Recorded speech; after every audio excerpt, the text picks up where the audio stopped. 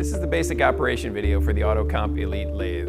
The first thing we're going to do when we walk up to the lathe is select the vehicle that we're working on. In this case, we're working on a 2015 Chevrolet Colorado.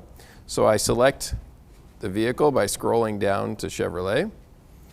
And it's a 2015 Colorado. And we're going to work on the front first. Now you see, now that I've selected the vehicle, I will have a lot of information displayed.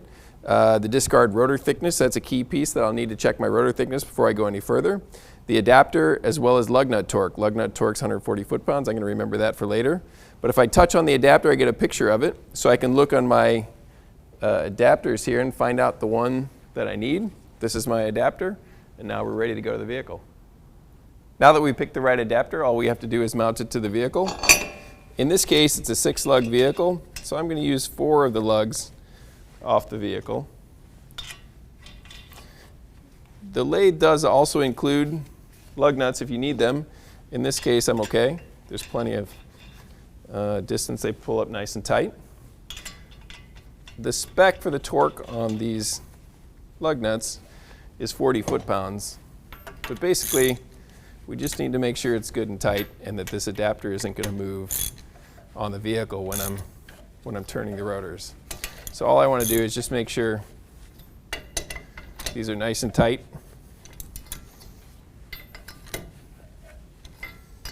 Going around a couple of times to do that.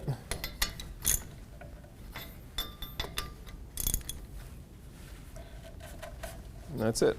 Now we're ready to mount the lathe to the vehicle. Okay, now before we make our cut, in this case, my bits are ready to be turned. The bit minder feature is telling me that. We'll talk about that in a later video. But now what I need to do is rotate these bits. So I've got my tool, and there's a small Torx head. I loosen up the bit. I'm going to turn it. These are the round bits that come with the lathe. And you can get 6 turns for these before you have to throw them away. So I'm only turning these about 60 degrees. You just rotate them until you see the new fresh cutting surface is ready to go. Tighten them up, and now we're all set to go ahead and install the lathe on the vehicle.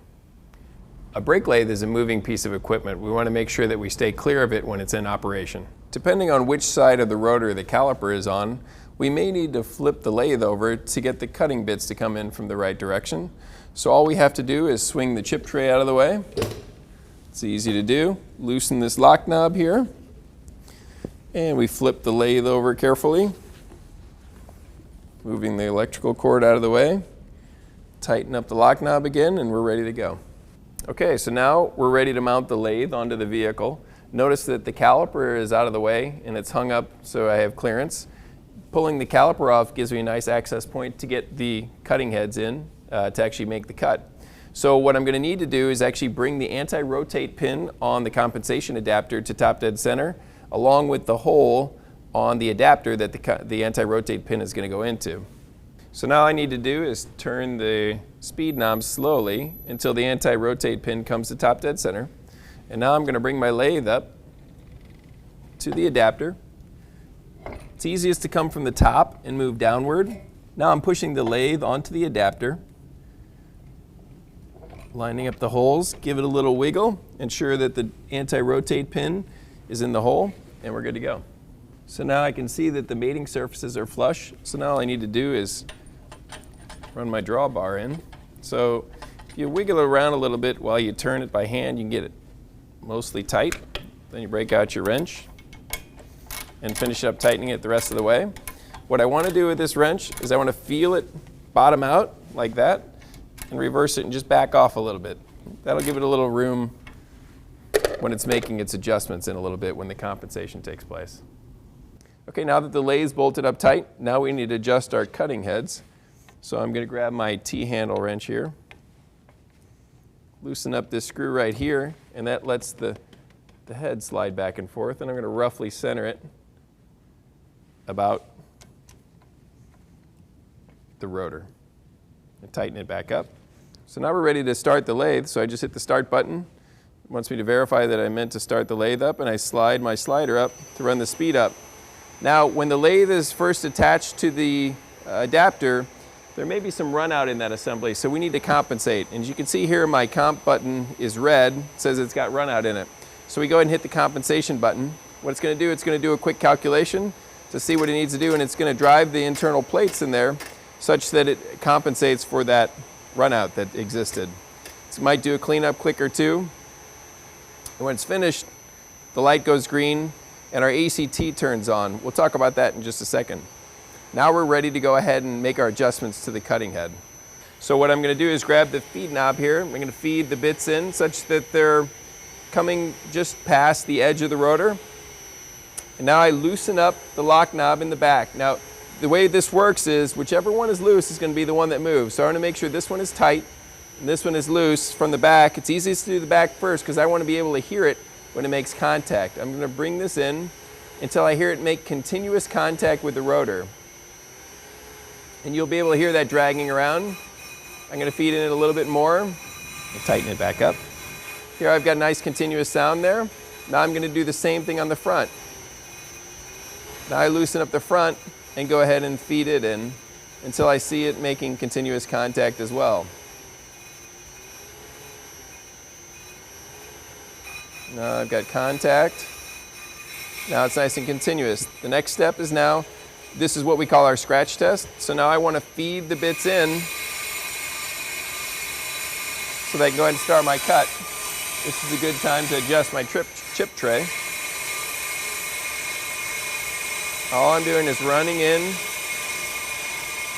to the inner braking surface. Usually there'll be a relief there and you'll hear the bits go airborne, which they have. Now I can go ahead and loosen up the rear knob, add 1 tick, which is 4/1000ths of an inch, to that depth of cut. Loosen the outer one, excuse me. Add another tick to that one, which is 4/1000ths. Go ahead and engage my feed and let it make the cut. Now that we're cutting, it's a good time to talk about a couple of things that are going on here. You can hear the drive accelerating and decelerating. That's a feature called ACT. What ACT is doing is it's changing the speed of the cut intentionally so that we don't set up a chatter or vibration, because that'll destroy the rotors. You've probably seen that before. Alternately, we could put on chatter bands or the little clamp that tries to dampen the vibration. ACT prevents that from happening. It's a great solution. You don't have to worry about that. So always leave that on unless there's some other reason like a locking differential. We'll talk about that in a different video.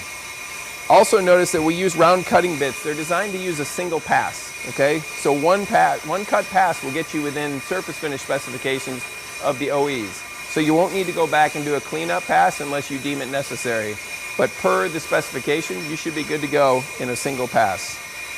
So if you take a look on the screen here, you'll see the little green pulse there on the ACT button.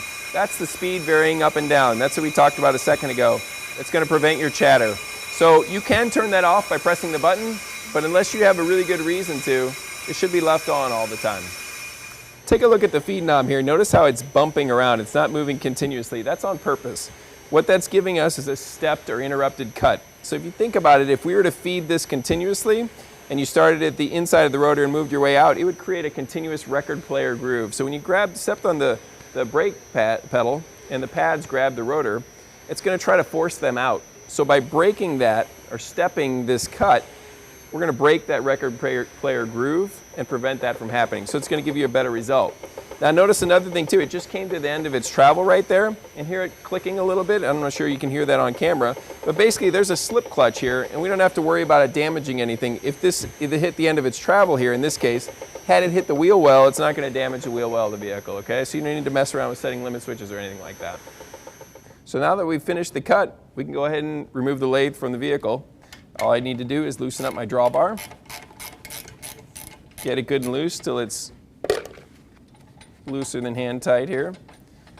Spin the drawbar a few times until I'm sure that the threads are clear. And then we go ahead and just pull it away from the vehicle. We're ready to move on.